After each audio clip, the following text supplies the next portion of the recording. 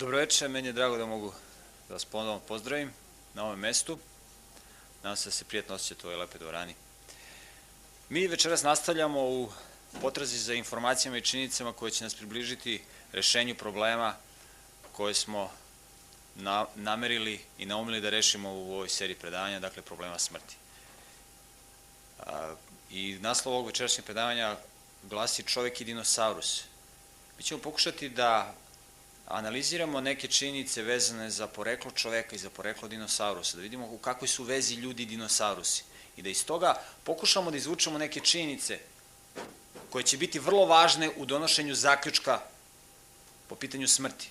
I ja sam vas pozvao da budete porota i da prikupljate činjenice koje će ovde iznositi i da vidite koliko će argumentacija biti validna u potvrđivanju odgovora koji je pozitivan na pitanje problema smrti. Na samom početku ja ću dati nekoliko uvodnih informacija vezano za čoveka i za dinosaurusa. Konvencionalno objašnjenje kaže, dakle ako otvorite udžbenike, da su dinosaurusi životinje koje su živele u periodu od pre nekih 200 miliona godina do pre nekih 65 miliona godina. Smatra se da su dinosaurusi nastali, dakle dinosaurusi su gmizavci, koji su nastali u jedne druge grupe gmizavaca, od njih su evoluirali i oni su živeli u jednom periodu od nekih, u grubo 150 miliona godina, zavisi od autora koji priča. I pre oko 65 miliona godina dinosaurusi izumiru. Velika je misterija u geologiji, u paleontologiji. Kako su izumrli dinosaurusi? To je velika misterija. I postoje hipoteze kako su oni izumrli. Neki autori kažu, jedan gospodin koji se zove Alvarez, on je dobio Nobelovu nagradu zato što je izneo hipotezu da su dinosaurusi izumrli tako što je jedan asteroid udario u planetu Zemlju pre nekih 65 miliona godina. Neko nebesko telo smatraju da je asteroid i on je podigao veliki oblak, stvorio se veliki oblak prašine oko planete Zemlje, sunčevi zraci nisu mogli da prodiru i dinosaurusi su izumrli.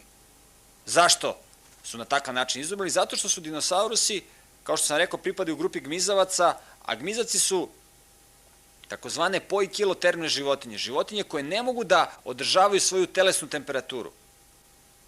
Dinosaurusi mogu da žive samo u uslovima umerene i tople klime, gde nema velikih temperaturnih kolebanja. Kada bismo danas mogli da stvorimo dinosaurusa, i kada bismo mogli ovde da ga imamo, on bi vrlo brzo uginuo. On ne bi mogao da živi u ovim uslovima. On bi mogao da živi jedno ako bismo ga držali po staklenim zvonom. Dakle, pre negde oko 65 miliona godina smatra se da su izumrli dinosaurusi. Takođe, ono što je interesantno za dinosauruse da spomenem jeste da konvencionalna teorija tvrdi da su ptice nastale od dinosaurusa. Navodno smatra se da je kod jedne vrste dinosaurusa došlo do transformacija, tako da je došlo do izduženja falange četvrtog prsta i došlo do stvaranja krila i tako dalje i tako dalje. U svakom slučaju postoji puno činjenica i puno interesantnih priča vezano za dinosauruse. Dakle, ono što je važno da zapazimo jeste da konvencionalno objašnjenje tvrdi da su dinosaurusi izumrli pre 65 miliona godina i od onda ih mi više nemamo na planeti Zemlji zbog tog udara asteroida, hipoteze koju je dao gospodin Alvarez, zbog koje je dobio i Nobelovu nagradu. Kada je u pitanju čovek, smatra se da čovek i dinosaurus mogu da postoje samo kao što vidite na ovom slajdu. Dakle, fosil dinosaurusa i čovek kao živo biće i niko drugačije. Smatra se da je čovek nastao pre negde oko 2 miliona godina, 1.750.000 godina, tako tvrdi konvencionalno objašnjenje. Dakle, od trenutka kada su izumrli dinosaurusi, prošlo je više od 60 miliona godina prema konvencionalnom objašnjenju i onda se pojavljuje čovek. Dakle, čovek i dinosaurus mogu da egzistiraju samo na ovako jednoj fotografiji, fosil dinosaurusa i čovek kao živo biće. I na mnogim lokalitetima na planeti Zemlji mi pronalazimo fosilne ostatke dinosaurusa. I to su velike atrakcije kada se dođe do pronalaska fosila dinosaurusa. Deca su naročito zanimljiva, zainteresovana za ove zanimljive fosilne ostatke. Tako da Fosile dinosaurusa i njihove rekonstrukcije ne možete samo da vidite u muzejima, možete da ih vidite čak da njihove fotografije vidite i na pahuljicama za doručak koje deca koriste. I mnoge torbe školske i mnogi udžbenici i slikovnice su, na njima su prikazani fotografije rekonstrukcije dinosaurusa. I ne samo da pronalazimo fosilne ostatke dinosaurusa, pronalazimo takođe i otiske stopala dinosaurusa. Dakle, na nekim lokalitetima ne pronalazimo skelete, lobanje, delove ekstremiteta dinosaurusa, nego pronalazimo njihove stopala. I stopala dinosaurusa su vrlo karakteristična. Ona se vrlo lako prepoznaju. Zato što većina dinosaurusa imala stopalo sa 3 falange, dakle sa 3 prsta. I oni su karakteristični. Slično kao ptice. I zato se smatra da su dinosaurusi preci ptica, tvrdi konvencionalno objašnjenje. I na jednom lokalitetu, na jednom od poznatijih lokaliteta na planeti Zemlji, gde su pronađeni otisci stopala dinosaurusa, u časopisu Scientific American objavljena je ova fotografija u kojoj se tvrdi da su na lokalitetu Glen Rose, dakle dolina Ruža, u dolini reke Paluxy, u državi Teksas, pronađena otisci stopala 2 vrste dinosaurusa. U pitanju je, kažu oni, dinosaurus roda Triceratops i dinosaurus roda Tyrannosaurus. Tyrannosaurus je navodno imao troprste otiske stopala, troprska stopala je ostavio takve otiske, a Triceratops petoprste. I rekonstrukcija je izgledala ovako. Dakle, Tyrannosaurus je ovaj viši dinosaurus. Smatra se da je to najkrvoločniji dinosaurus koji hoda na planeti Zemlji. Drugi dinosaurus, petoprsti, Triceratops, njegovo ime samo kaže, ima takav naziv zato što ima 3 roga na nazalnim kostima. Dakle, znate da nosorozi imaju 1 rog, ovaj Triceratops je imao 3 roga. I mi po nas nalazimo fosilne ostatke lobanja Triceratopsa koji ima 3 ova roga. I objavljen je ovaj naučni rad, nije privukao veliku pažnju zato što na mnogim drugim lokalitetima mi pronalazimo otiske stopala dinosaurusa. Međutim, u tim slojevima gde su pronađeni otisci stopala dinosaurusa, pronađen je čekić. I sad je to izazvalo uzbunu u naučnoj javnosti. Paleontolozi su se skupili da analiziraju kako je ovo otkriće. Zato što čekić je alat koji koristi čovek. A čovek nije mogao da živi u vreme kada su živeli dinosaurusi. Jer se čovjek pojavljuje više od 60 miliona godina nakon izumiranja dinosaurusa. A čekić je povezan isključivo za čoveka. Ne postoji nijedan drugi organizam na planeti Zemlji koji koristi čekić, osim čoveka. Ono što je takođe impresioniralo naučnike jeste što je ovaj čekić sačinjen od legure, koja danas ne može da se napravi na planeti Zemlji. Metalurzi su se čudili kako je moguće da uopšte postoji ovakav čekić. Zato što ovaj čekić je napravljen od legure, gvožđa i hlora, što je nemoguće da se danas napravi. Vi danas ne možete napraviti leguru, gvožđa i hlora. Znači da su uslovi nekada na planeti Zemlji bili drugačiji. Atmosferski uslovi su bili drugačiji. Drugo što je vrlo interesantno za ovaj čekić jeste to da je njegova težina veoma velika u poređenju sa današnjim čekićima. Ne samo da je pronađen čekić, pronađeno i dleto, i sekira, i buzdovan, i njihova težina dostiže i do 15 kg. Sad zamislite čekić od 15 kg. Dakle, prvo što je vrlo interesantno jeste da u slojevima koji su navodno stari oko 70 miliona godina, 65 do 70 miliona godina, kada ljudi uopšte nisu mogli da postoje prema konvencionalnom objašnjenju, mi pronalazimo čekić koji je sastavljen od legure, koja je zaista neverovatna, koju mi danas ne možemo da napravimo. I u pitanju su alati, dakle, pored čekića pronađeni su i druge oruđa, u pitanju su alati veoma velike težine. I onda su paleontolozi došli ponovo u dolinu reke Paluxy da ponovo ispitaju ove otiske stopala. Da li se tu zaista radi o otiscima stopalima kao što je objavio Scientific American? I kada su došli tamo, pogledali su petoprsti otisak stopala, koji uopšte ne liči na otiske stopala triceratopsa. Ovakve otiske stopala imaju samo ljudi. Samo ljudi. I ne samo da ove otiske stopala imaju samo ljudi. Ono što je takođe veoma interesantno jeste da su ovi otisci stopala bili izuzetno veliki. Izuzetno veliki. Kada se uporede ovi otisci stopala koji su pronađeni u dolini reke Paluksi sa otiscima stopala savremenih ljudi, vidi se da su ovi otisci stopala više od 2 puta veći od otisaka stopala savremenog čoveka. Naprimer, dužina stopala čoveka koji nosi cipelu broj 44 je oko 25 cm, a otisci stopala koji su ovde pronađeni dostižu do 65 cm. Dakle, više od 2 puta veći otisci stopala.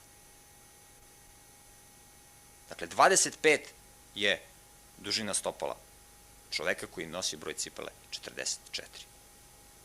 A ovde imate stopala, nije ovo samo jedna, da je pronađeno jedan otisak, pronađeno ih je puno. I kao što možete da vidite na ovom slajdu, upoređenje je zaista iznenađujuće. Kada su ovi otisci stopala upoređeni sa otiscima stopala dinosaurusa, videlo se da su otisci stopala ovog čoveka koji ih je ostavio iste veličine kao otisci stopala dinosaurusa. Analize su pokazale da čovek koji je mogao da ostavi ovakve otiske stopala je trebao da bude više od 3 metra. Trebao je da ima težinu preko 500 kg na osnovu udubljenja koje su ovi otisci stopala ostavili. I to je zaista izazvalo veliku pometnju u naučnoj zajednici. Jedan poznati autoritet iz geologije je kazao, ako je ovo tačno, ako su pronađeni otisci stopala čoveka i dinosaurusa u istim slojevima, rekao je on, onda bi, kaže, paleontolozi trebali da postanu vozači kamiona. Oni bi trebali da totalno promene svoju struku. On nije hteo da podceni vozače kamiona, nego hteo da kaže da bi oni trebalo da menjaju svoju struku. Jer to što paleontolozi pričaju, to nema veze sa realnošću, to nije u skladu sa činjenicama. I dakle, mi imamo činjenice koje prkose konvencionalnom objašnjenju. Dakle, da su nekada na planeti Zemlji ljudi i dinosaurusi živjeli u isto vreme. Kada su dalje vršena istraživanja ovih slojeva, onda su se sve više intenzivirala istraživanja. U ovim slojevima su dalje pronađeni fosilni ostaci ekstremiteta čoveka. Pronađen je fosilizovan ljudski prst. Ono što je interesantno jeste da je ovaj prst i deblji i duži od prsta savremenog čoveka. Naprimjer, ovaj fragment je dugačak oko 7 cm, ali u svojoj punoj dužini ovaj prst je bio dugačak oko 15 cm. Vi sami znate koliko je otprilike 15 cm, a kolika je dužina prsta savremenog čoveka. Kada se pogleda poprečni presek ovog prsta, tačno se vidi koštana srž. Dakle, u pitanju je pravi prst. Takođe, pod skenerom se takođe vidi koštani deo. Dakle, u pitanju je pravi pravcati čovečiji prst.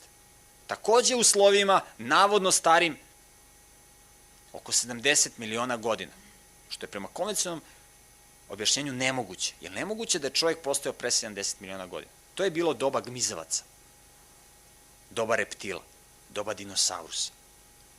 Međutim, činjenice prko se tome.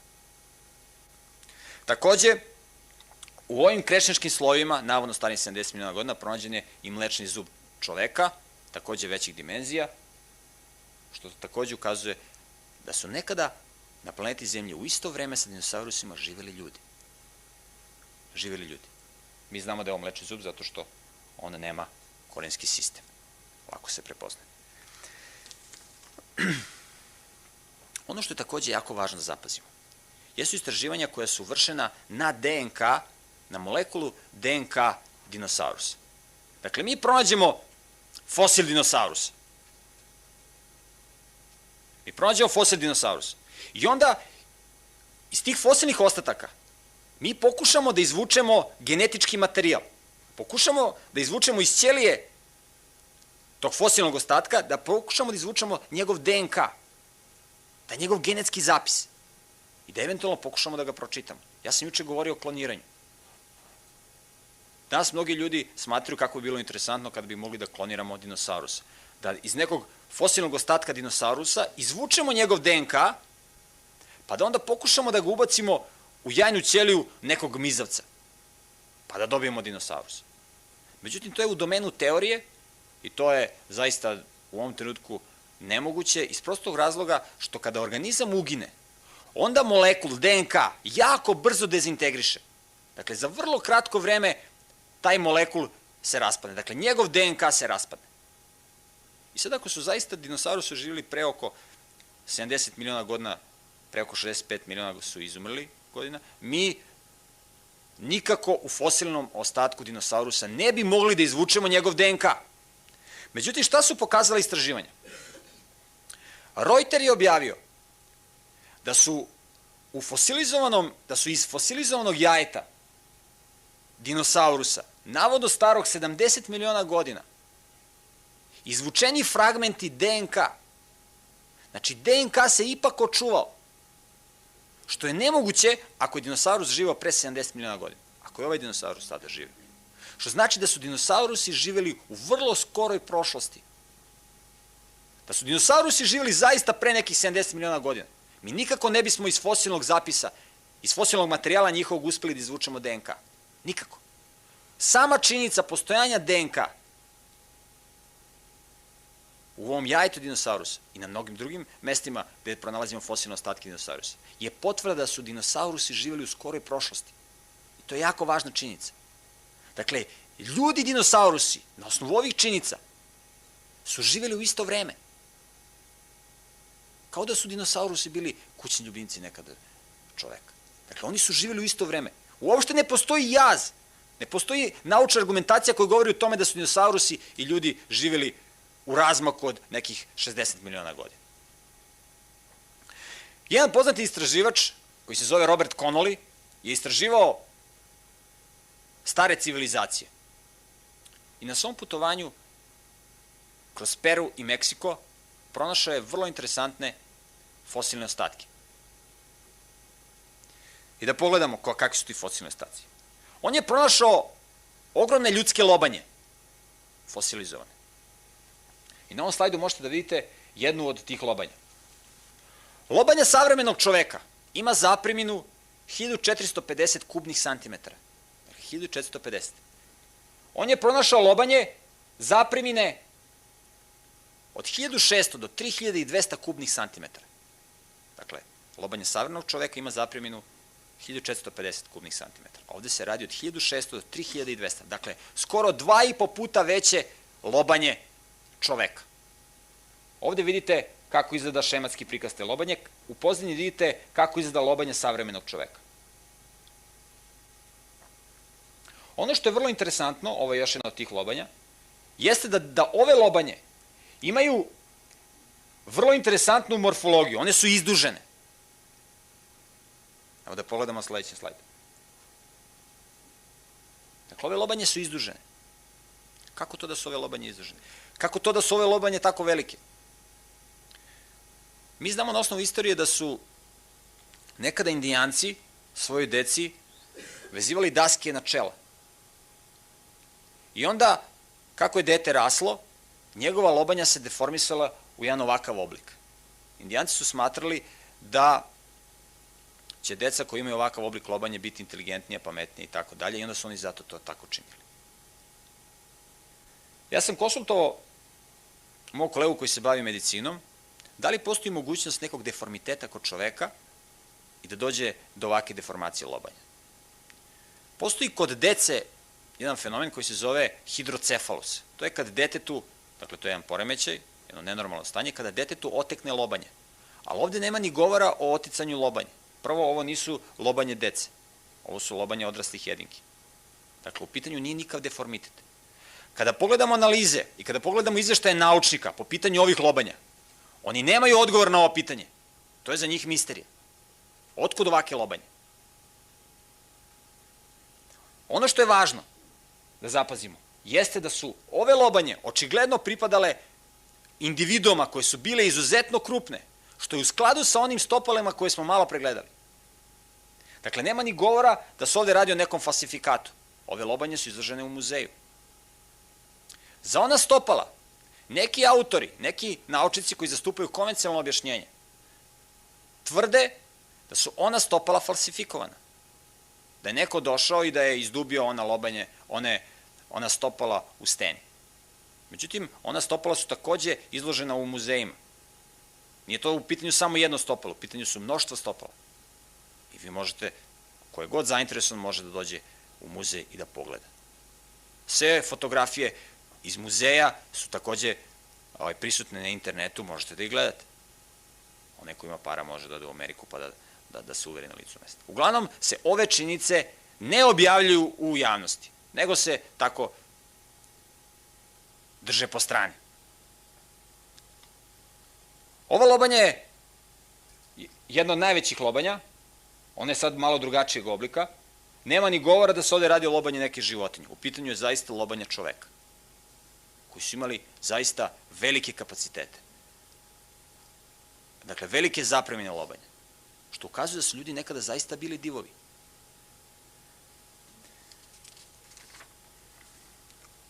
Ovo je poslednja u nizu ovih lobanja koje možete da pogledate. Inače, ovaj autor, Robert Connolly, je objavio jedan kompakt disk na kome je izneo fotografije sa svojih istraživanja, gde možete da pogledate mnoštvo ovakih fotografija. Evo ovde vidite orbite, dakle, lobanja neverovatnog oblika, ali ono što je za nas interesantno, lobanja velike zapremine. Zašto je sve ovo važno da zapazimo? Važno je da zapazimo to da u prirodi postoji degradacija. Mi svuda u prirodi vidimo destrukciju. Mi svuda u prirodi vidimo da živi organizmi se degradiraju, da vrste izumiru.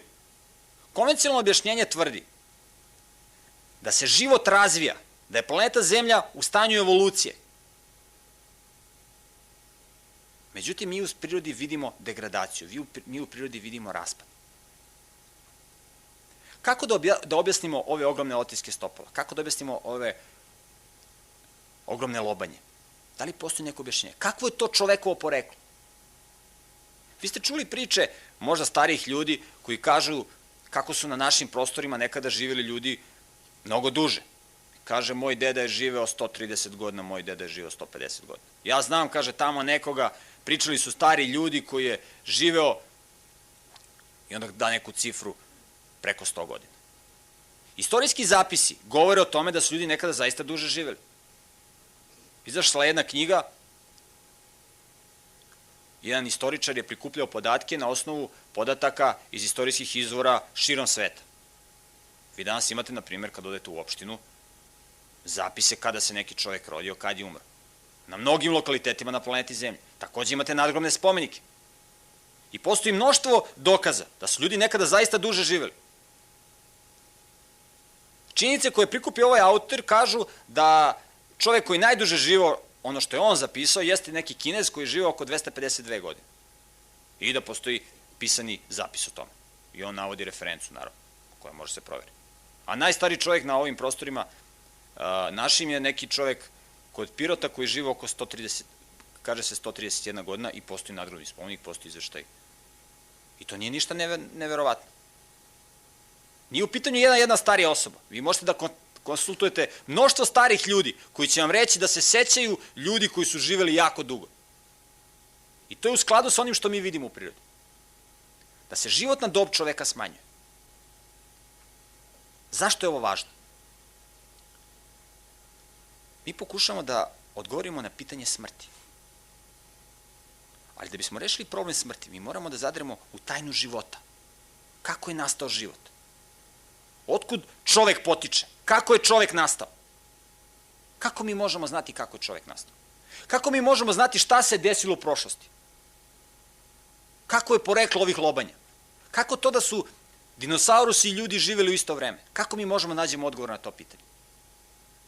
Niko od nas nije bio prisutan kada je nastao prvi čovjek.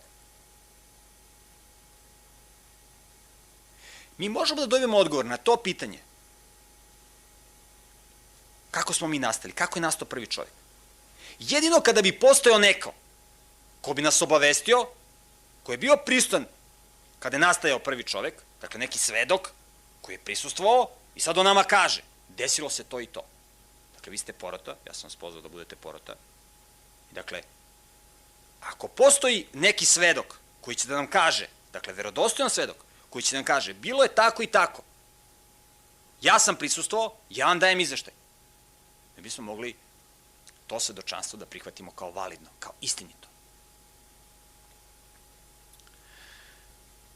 Postoji jedan istorijski zapis koji objašnjava sve ove činjenice.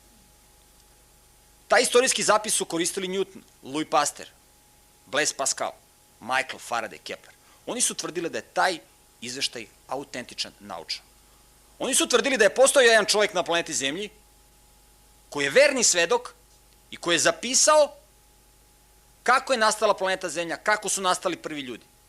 Da je taj čovjek imao informaciju i da je on tu informaciju zapisao tako da mi možemo nju danas da proverimo, da možemo naučno da je testiramo na bilo kom sudu. I Newton i kolege su tvrdili da je ta ličnost bio jevrijski pisac i jevrijski istoričar Mojsije.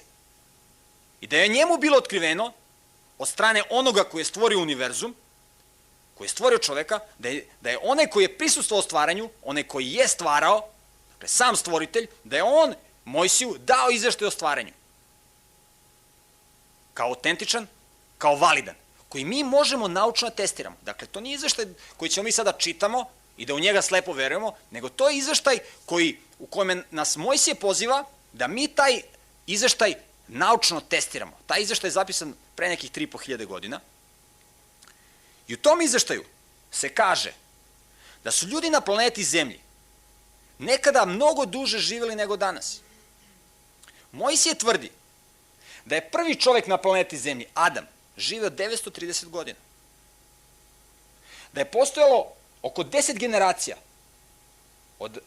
od prvog čoveka do Noja, kada su ljudi živjeli preko 900 godina, tako tvrdi Mojsije.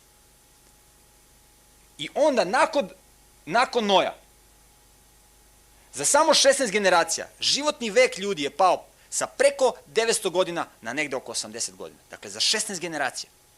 Rapidan pad. Kako je Mojsije mogao ovako? Mojsije nije prisustvovao. Ali Mojsije tvrdi da je on dobio objavu. Da je neko s njim komunicirao. Dakle, ako postoji tvorac, ako postoji, kao što tvrdi Newton i Pasteur, ako postoji stvoritelj univerzuma, logično je da taj stvoritelj i govori. Ako on postoji, logično je da on govori. Nadam se da se slažete sa mnom. I Mojsije to tvrdi. Sad, naravno, mi smo ljudi koji logički misle, koji nećemo da verujemo.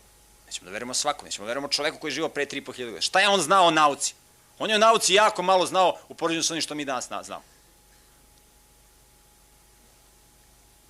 Dakle, to je izveštaj. Ne samo to.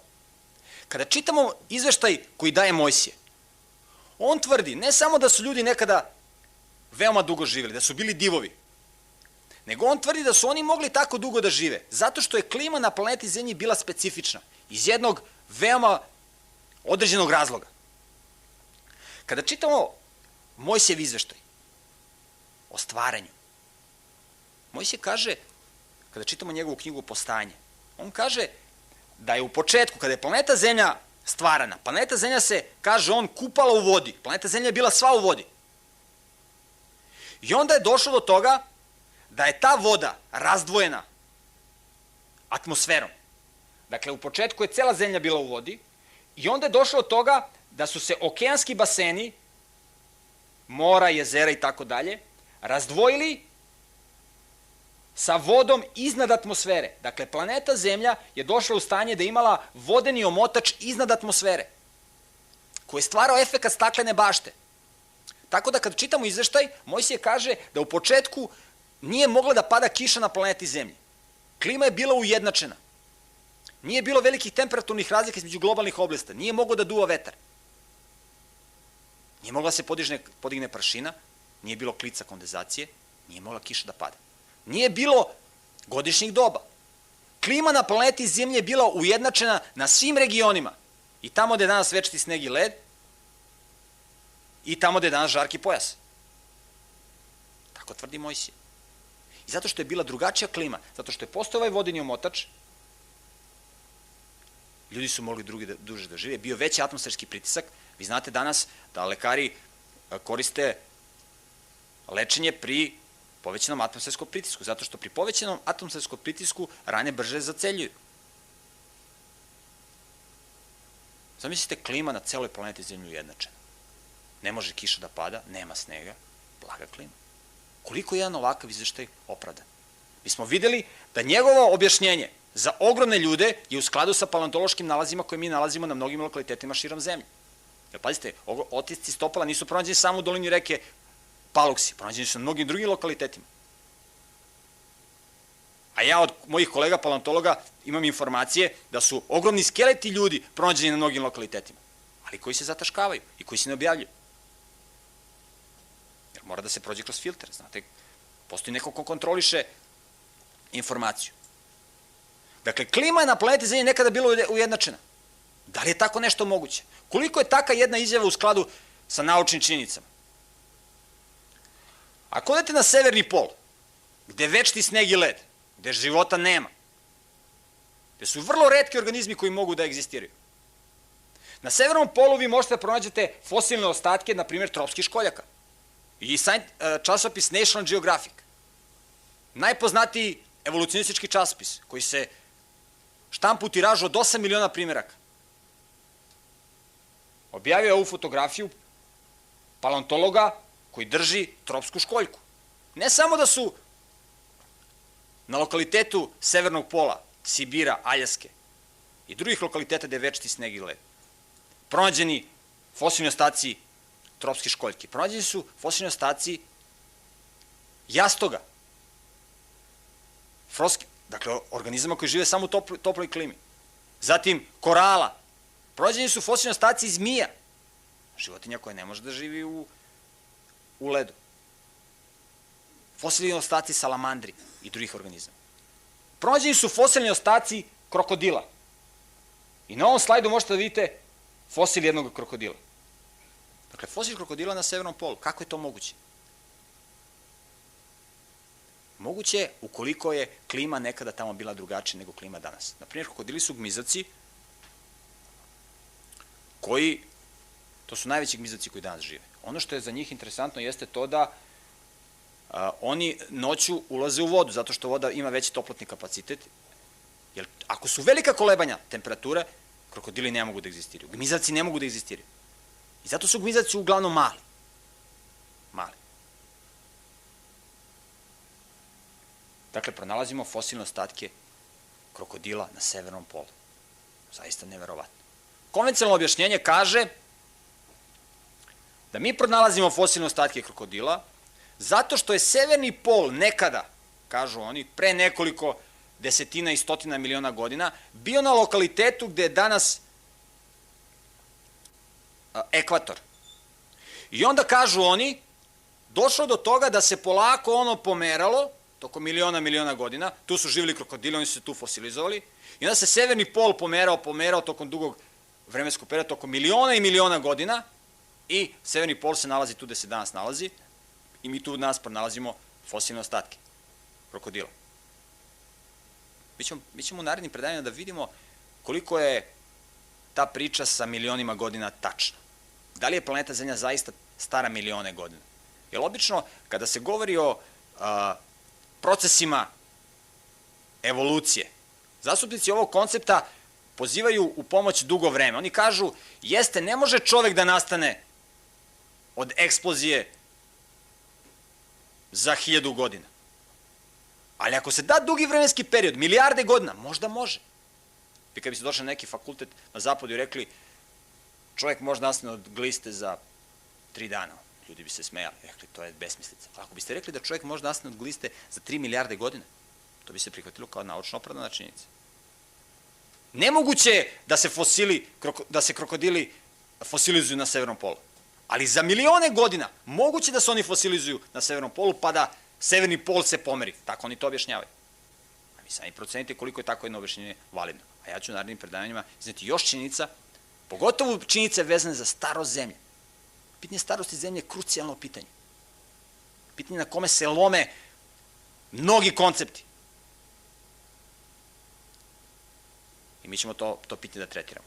Takođe, na lokalitetima gde je večiti sneg i led, mi pronalazimo fosilne ostatke dinosaurusa. Dinosaurusi ne bi mogli danas da žive na planeti Zemlji. Danas žive krokodili, a dinosaurusi ne bi mogli da žive. Međutim, mi fosilne ostatke dinosaurusa pronalazimo na Aljasci. Tamo gde je večiti sneg i led. I to ne jednog dinosaurusa, nego puno njih. Dakle, nije to raritet, nije to slučajna pojava. To je normalna pojava. Znate, danas se u paleontologiju jako malo ulaže. Obično se fosilni ostaci nalaze slučajno. Znate kako se danas otkopavaju fosili? Naprimjer, neki bagerista kopa šljunak i on kopa šljunak, kopa i iskopa fosil, slučajno. Ili se kopa temelj neke zgrade. Danas se ne ulaže puno u paleontologiju, razumete, sad vi investirate u projekat, idemo mi da kopamo, da tražimo. Mi ćemo za 2 večeri imati predavanje šta nam kazuju fosili. Ovde na izlazu možete da dobijete informator sa naslovima tema. Dakle, za 2 večeri mi ćemo govoriti detaljno o fosilima. Da vidimo šta nam kazuju fosili. Dakle, mi pronalazimo fosilne ostatke organizama, gmizavaca, tamo gde ne bismo mogli da ih očekujemo. Gde je večiti sneg i led. Što ide u prilog izveštaja koji je dao Mojsije. Da je klima nekada na planeti Zemlji bila totalno drugačija, da su atmosferski uslovi bili drugačiji. Da je konfiguracija Zemlje bila takva da je omogućavala drugačiju klimu. Takođe, na lokalitetima, gde je večiti sneg i led, mi pronalazimo ogromne naslage uglja. Ogromne naslage uglja. Ugalj je inače fosilno gorivo, odnosno fosil metamorfisane biljke. Dakle, došlo je do fosilizacije biljaka i mi imamo ugalj. Samo, da bi nastao 1 metar uglja, pazite, da bi nastao 1 metar uglja, potrebno je negde do 20 metara biljnog materijala da se nataloži. Pazite, vi, na primjer, na mnogim lokalitetima možete nađete 10 metara debe uglja, 20, 50, 60 metara debe uglja, sloj uglja. Vi, na primjer, na severnom polu, na Aljasci, imate naslage uglja, koji su debeli 10, 20 metara. Dakle, tu je morala da bude vegetacija nataložena, biljna vegetacija, oko 400 metara. Znate šta je 400 metara biljnog materijala? Znate kakva je vegetacija nekada bila tamo gde je severni pol, gde je Aljaska, gde je Sibir? Bila je izuzetno bujna vegetacija. Izuzetno bujna vegetacija. Zašto? Zato što su klimatski uslovi bili drugačiji. A Mojsije o tome govori. Još pre 3.500 godine je on to zapisao. I mi to možemo danas naučno testiramo. Takođe, vi znate gde su najveće rezerve nafte. Zašto je važno? Rezerve nafte. Zato što je nafta takođe fosilno gorivo. Nafta su fosili. Najveće rezerve nafte se nalaze na lokalitetima gde je žarki pojas, gde su pustinje. Zašto je to važno? Važno je zato što tamo danas života nema. Danas u pustinjama mogu da žive samo organizmi koji su prilagođeni na izuzetno visoke temperature. Mogu da rastu biljke koji imaju specifičan korenski sistem. Dugačka koren, razgranat koren. I to su retke biljke koje žive u pustinjama. Međutim, mi tamo imamo ogromne fosilne naslage, ogromne rezerve nafte. Šta to znači? To znači da je tamo nekada bujao život. Tamo gde je žarki pojas, gde života nema. Opet u skladu sa onim što tvrdi Mojsije. Zašto je sve ovo važno, konačno? Važno je zato što mi pokušamo da uhvatimo kariku sa našim poreklom. Da pokušamo da vidimo kakvi su se događaji dešavali u prošlosti. I da na osnovu događaja iz prošlosti pokušavamo da rekonstruišemo sadašnjost, odnosno budućnost. Mi hoćemo da vidimo kakva je to sila koja održava žive sisteme. Koja je to sila koja je stvorila univerzum? Da li je to neka energija, kao što je tvrdio Einstein, ili postoji neko biće koje je davalac života? na osnovu činjenica koje smo do sada mogli da vidimo, možemo da izvučemo zaključak da ono što je zapisao Mojsije je u skladu sa onim što mi danas pronalazimo u prirodi. I zato su njegov izveštaj o stvaranju zastupali mnogi ljudi koje sam malo pre naveo. I na osnovu Mojsijevog izveštaja o stvaranju postoji u nauci takozvani koncept stvaranja. Dakle, u nauci postoji koncept stvaranja. To je vrlo važno da zapazimo. S jedne strane, postoji koncept evolucije. Sa druge strane, postoji koncept stvaranja. Postoje neki ljudi koji su tu između, kao što je bio Einstein i kao neki drugi naučici, koji ne zastupaju ni evoluciju, ni stvaranje. Postoje neki koji zastupaju jedno i drugo. Međutim, postoje danas u nauci dva velika tabora. Jedan tabor čine zastupnici koncepta, konvencionalnog koncepta evolucije, i drugi tabor su naučnici koji zastupaju koncept stvaranja. Ovi koji zastupaju koncept stvaranja, oni su u manjini. I to su ljudi koji tvrde da mi naukom možemo da rešimo problem smrti. Zato što možemo da identifikujemo ko je tvorac. Mi naukom možemo da dokažemo da postoji tvorac univerzuma i tvorac čoveka. A u drugom koraku mi možemo da ga identifikujemo ko je tvorac. Da vidimo ko je on i da pokušamo sa njim da uspostavimo kontakt. Da li mi možemo da komuniciramo sa njim? Da li mi možemo njega da dobijemo neke informacije koje su bitne za naš život? I činjenice do kojih dolazimo idu u prilog koncepta stvaranja, ja tvrdim. U sutrašnjem predavanju, koji nosi naslov Najveće čudo prirode, ja ću govoriti o jednom lokalitetu na planeti Zemlji koji godišnje obilazi više od 2 miliona turista. To je jedan lokalitet na planeti Zemlji koji je zaista neverovatan i fascinantan. On zbunjuje ljude širom planete Zemlje. Kako je nastala ta pojava? Kako je to čudo? Otkud to? Neverovatno. I mnogi naučnici dolaze na taj lokalitet i pokušavaju da istražuju i da izlače činjenice iz toga, i zaključke iz toga, na osnovu činjenice. Mi ćemo sutra, s pomoć slajdova i fotografija, pokušati da vidimo to čudo prirode, da ga analiziramo i da pokušamo da izvučemo zaključke na osnovu onoga što ćemo videti, koji će biti vrlo važni u našem daljem proučavanju i analizi ovog problema koji smo naumili da rešimo. I ja vam se zahvaljujem na pažnji i strpljenju i želim vam prijatnu i laku noć sa još jednim pozivom da se vidimo sutra. Prijatno.